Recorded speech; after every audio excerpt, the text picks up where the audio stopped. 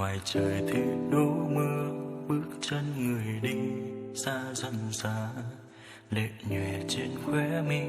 Em nói thương anh, yêu anh vì anh, nắng hay mưa vẫn nở cạnh nhau. Sao giờ đành khuất lối, chìm bóng tôi lệ chia phôi. Hoa bàng rơi mây mù rằng, tạm biệt hương tóc thơm. Chúc em bình yên, mong tình duyên ngọt ngào đôi cánh tay. Cô bé năm xưa yêu anh giờ đây hóa lung linh cơn gió nhẹ lay. Em dịu dàng biết mây, tà áo trắng chiều tung mây.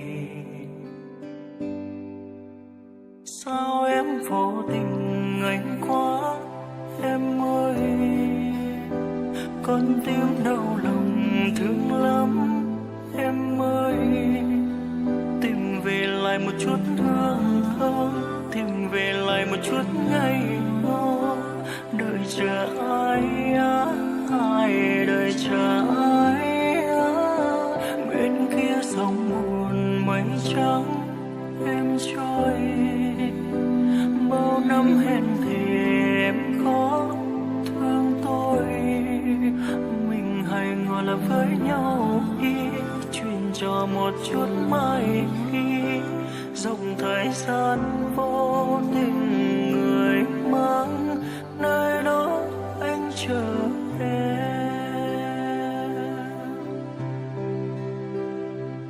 Chúng ta sẽ yêu nhưng đáng tiếc là ai khác, không phải nhìn nhau nữa đâu, duyên tình ta sẽ phai nhạt.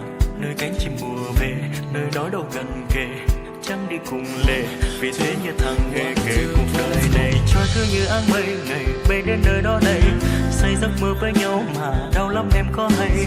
Thương thân ai bờ vai ngày xưa yêu thương, mà giờ đành xa sông muôn phương cuối con đường.